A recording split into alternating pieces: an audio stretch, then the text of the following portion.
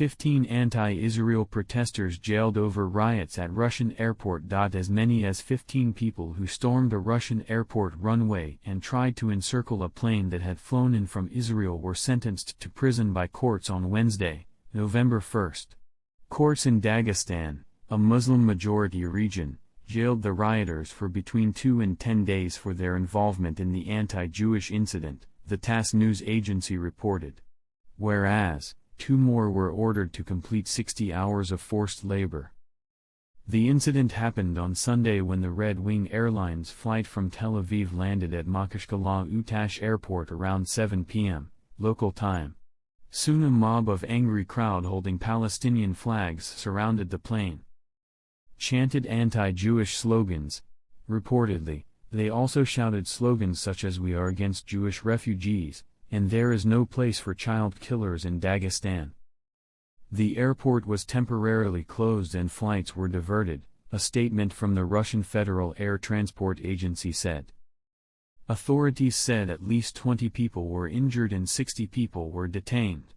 Many Jewish leaders condemned the incident, likening the incident to Tsar-era pogroms.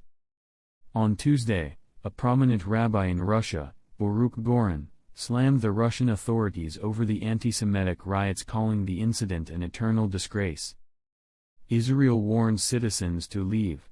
The order from the court comes a day after an emergency meeting held between President Vladimir Putin and top security officials over the security situation in Dagestan. Later in a speech on TV, Putin blamed the Western agents for the riots, saying, "The events in Makashkala last night were instigated through social networks, not least from Ukraine, by the hands of agents of Western special services." Also read, Russia beefs up security in Muslim-majority region after anti-Semitic riots, Israel asks citizens to leave. Meanwhile, Israel has warned its citizens to leave the North Caucasus in the wake of the riots in Dagestan. Israel's Foreign Ministry and National Security Council warned its citizens to immediately leave the place and called on all Israelis staying abroad to exercise vigilance, and stay away from demonstrations and protests, and obey the local security forces in case they get caught up in the incidents.